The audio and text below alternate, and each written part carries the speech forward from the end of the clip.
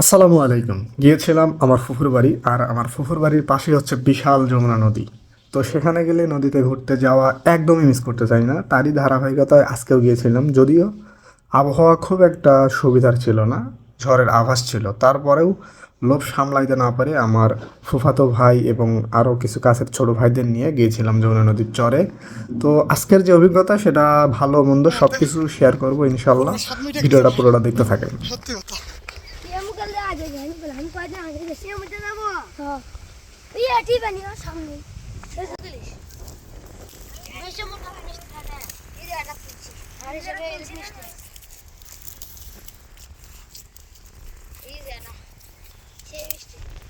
কি বলে এটা রে? কেজাই। কুশের মতো মিষ্টি।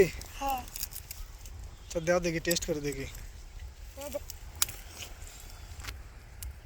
ভাই আমাকে কেজাই দিল, যেটা কেমন কুশের মতো। ডাটা খাচ্ছি, বোঝা যাচ্ছে না। ও হ্যাঁ, ডাটাই মিষ্টি আছে আর কি। মানে আখ যেটা বলে কুষার, সেম আখের মতো। এত মোটা না, কিন্তু এর যেটা রস আছে মোটামুটি মিষ্টি, খাওয়ার মতো। তো ছোট ভাইদের নিয়ে যমুনার চরের দিকে যাচ্ছি। প্রতিমধ্যেই পেয়ে গেলাম এরকম একটা মিষ্টান্ন জিনিস, সেটা খাইতে খাইতে আগাই। নদী চরে যা যা দেখবো পুরোপুরি না পারলে যতটা সম্ভব দেখাবো ইনশাল্লাহ। সাথে থাকবে। ধন্যবাদ।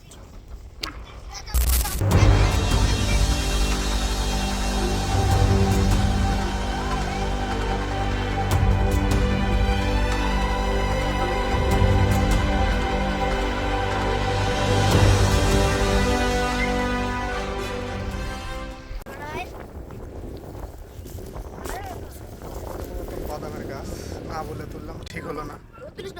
তুলো না, তুলো না। ওয়াও, মাশাআল্লাহ। বাদাম কিন্তু মাটির নিচে হয়, আর গাছ ঠিক এরকম। চলো।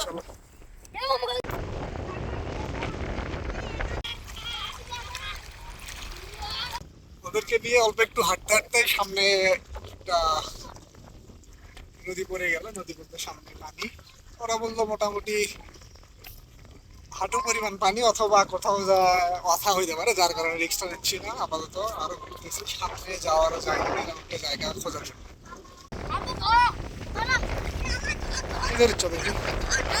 এই মাছ তো বড়ই হয়নি। ভিডিও করো, ভিডিও করে সমস্যা নেই। কুটিগুলো বড় হইলে তো ভালো লাগতো, ছোট ছোট।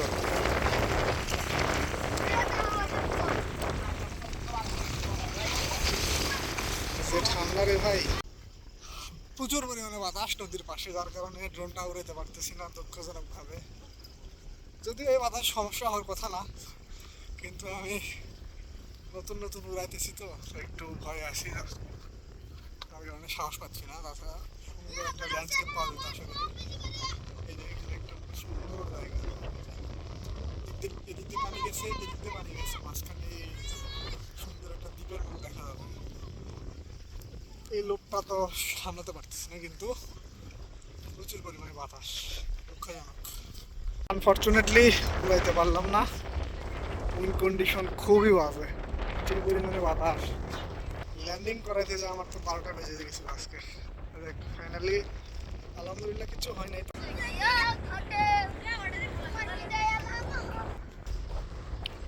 প্রচুর পরিমাণে মেঘ করছে, আর বিদ্যুৎ চমকার কারণে ভয়ে ব্যাক প্যাক করে দৌড় দিছে। আমিও যাচ্ছি এখন, কিছু করার নাই। মধ্যে ঘোরার 7 মিনিটে গেছে ভাই, সত্যি কথা। দৌড়াচ্ছি, তার কোনো ঠিক ঠিকানা নাই। কারণ আকাশের মেঘ দেখলেই হয়তো আন্দাজ করতে পারতেছেন কি পরিমাণ মেঘ করছে। আল্লাহ বাঁচাও। সাথে আমার শখের ড্রোনটা আছে, আমি জাস্ট হঠাৎ এত মেঘ দেখে বাকরুদ্ধ হয়ে গেছে। তবে লোভও লাগতেছিল এত সুন্দর ওয়েদার দেখে, জাস্ট কিচ্ছু বলার নাই।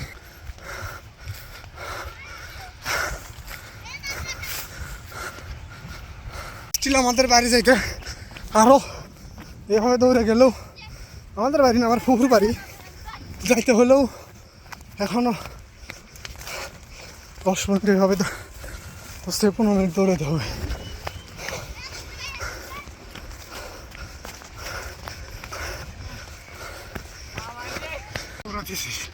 সেম এখনো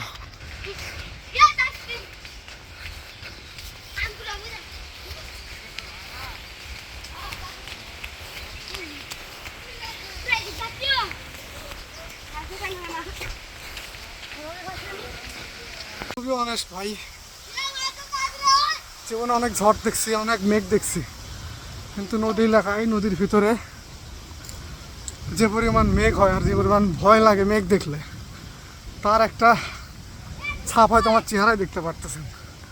সাথে এরা ছিল তো ভয়তে শুধু জাস্ট দৌড়াইতেছিল আগে আগে, হয়তো ছবির নেশা ভিডিওর নেশায় পড়েছিলাম। তারপরও দেখেন কি পরিমাণ মেঘ।